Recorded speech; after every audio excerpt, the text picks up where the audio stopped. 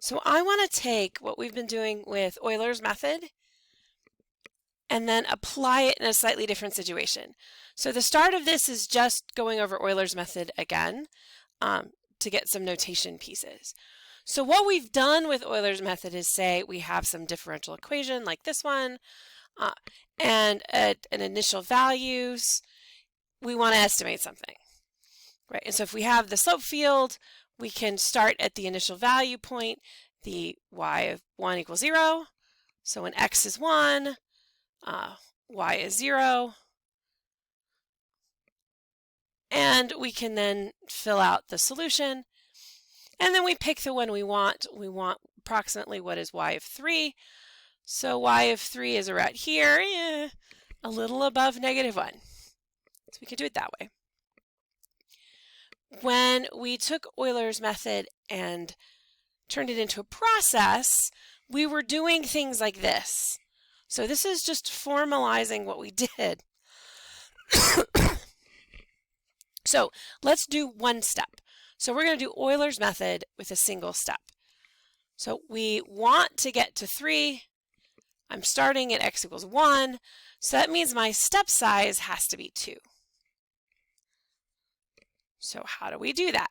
Well, Eulers' method says I'm doing my step size of 2, so I get to 3. And we have the derivative times the step size gets us our value. So in this case, our derivative at 1, we plug in at 1, y is 0. So we plug in our 0, we get our -1. Step size is 2, we get a -2. Right. Remember, a little bit less than -1 is what the slope field said. We could use 2 steps. So now our step size, we have 2 steps we want to take. We're still going from starting at 1, ending at 3, is 1. So if we're starting at 1, we're going to 3, step size of 1, we're going from 1 to 2, and then we'll get to 3. So we first get to 2, right? That's our slope times our delta t. We already found the slope there is -1. Delta t is now 1, so we're at -1 when we get to 2. And then we do it again. So y of 3 should be, by Eulers' method, where we are, plus here's our switch, right? There's our step that we're taking. But y of 2 we already found. Y of 2 is y prime of 1 delta t. So I'm substituting in what we had before into y of 2, and then I can factor out a delta t. So one way to think about Eulers' method, in this case in 2 steps, is I want the slope at 1, I want the slope at 2, and then I need to figure out what my delta t is. Right, so the step size for each one of those. In this case, it happens to get us to -1. All right, last one with actual values. Let's say I want to do it in 3 steps. So I'm still starting at x equals 1, and I want to know x equals 3, but I'm now going to do it in 3 steps. So that means my step size is 2/3. So that means I'm going to go 2/3 of the way, and then I'm going to do a step of 2/3, and then a step of 2/3, and then a step of 2/3. So that'll get us 5/3 and 7/3. So I want to find 5/3. Well, that's the slope times our delta t. We could find the number. We'll do that in a minute. To get to the next one, so I've done one step. To do the next step, it's where we were times the slope there times delta t. Again, that's Eulers' method. But we just found y of 5/3 a minute ago. It's y prime of 1 delta t. All right, so y of 7/3 getting to the second step, I could write it as the slope at the first spot plus the slope at the second spot times this step size. All right, to get to 3, right, so our last step, we are at 5/3, we're going to at 7/3, we're going to 3, so I need where I was, 7/3, plus the slope there times the step size, but y of 7/3, we found a second ago, is this expression. But then y of 5/3 is this expression. So Euler's method, in one sense, says if I'm going from 1 to 3 in step sizes of 2/3, I need the slope at the first spot plus the slope at the second plus the slope at the third times the step size. We can pull those numbers. Those slopes happen to be here. The step size was 2/3, and that's a little bit less than -1. Now, before you go, where in the world did those numbers come from? It's Euler's method. I pulled it from the Euler's template. My point being, we can think of Euler's method as this process where I really just need to know the slopes. I just need to know the y primes. So, in general, we're going to be using Euler's method. So in n steps, if I want n steps, I'm starting at A,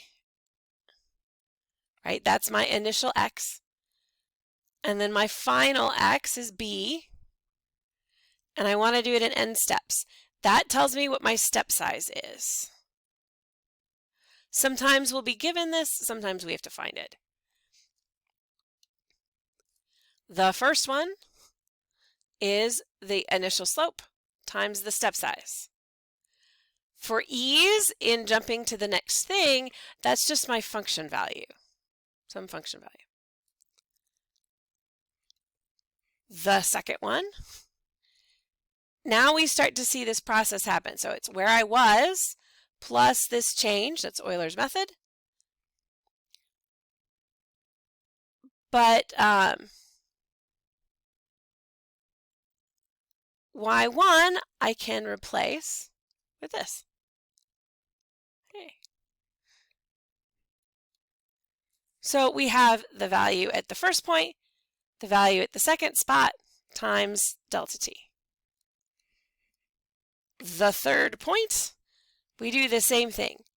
It's where we were times the slope, or plus the slope times the step size. We plug in for y of 2, but y of 2 has y of 1 in it, so we can plug in for y of 1. And we get, again, the function values added together times delta t. We can do that however many steps we need for each step along the way. That's Euler's method.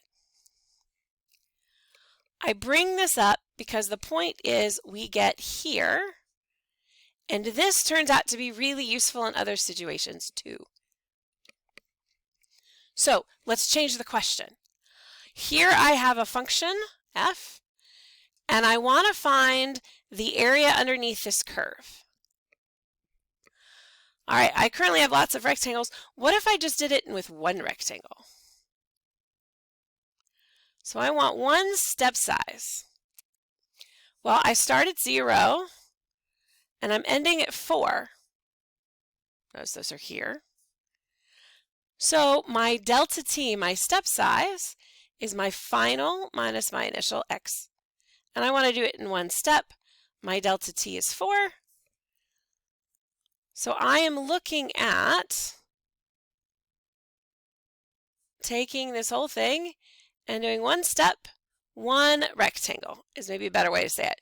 Now I know this doesn't quite look like straight, but I have one big rectangle. Sure, I could find its area. So the area of this rectangle, it's length times width. My width is my delta t. My height is some function value. I'm going to pick the one at 0 because that's easy. So in this case, my function value is 2. My width is 4 because that's the step size. We get 8. So using one rectangle, one step, I happen to get an area of 8. All right, let's do 2 steps. 2 rectangles. Well, we started at 4.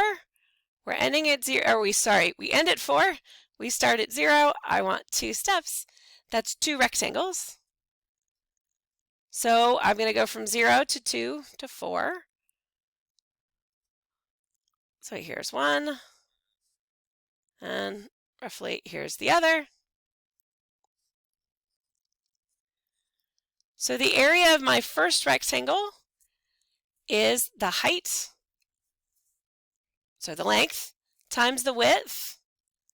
And then the area of my second rectangle, I'm going to take the function value at 2 times delta t.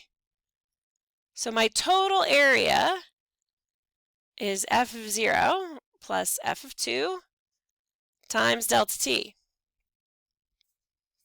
F of 0 is roughly 2. F of 2, it happens to be roughly 2. Delta t in this case is 2, and we get 8 again.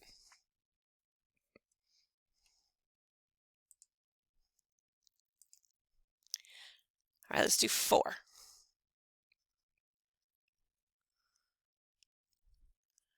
We're finished where our final x value is 4. Our initial x value is 0. I want to do this in 4 steps. So my delta t is 1. So I'm going to have one rectangle from 0 to 1. One rectangle from 1 to 2. Yeah. One rectangle from 2 to 3. And one rectangle from 3 to 4. So we've got 4 rectangles.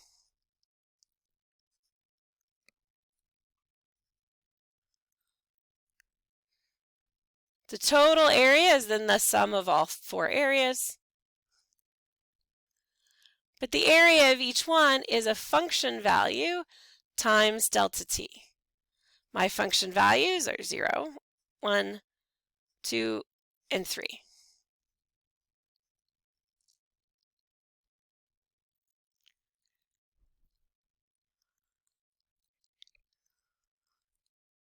But there's a delta t in all of those. We might as well just factor those out.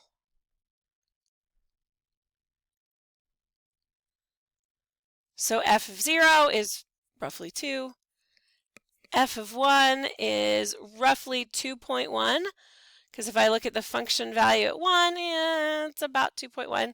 You might come up with a slightly different number. 2 is 2, and f of 3 is about 1.9 times delta t, which is 1. That happens to work out to be 8. That doesn't often happen. So we're seeing this same process. It's a little easier because we don't have to deal with the template piece.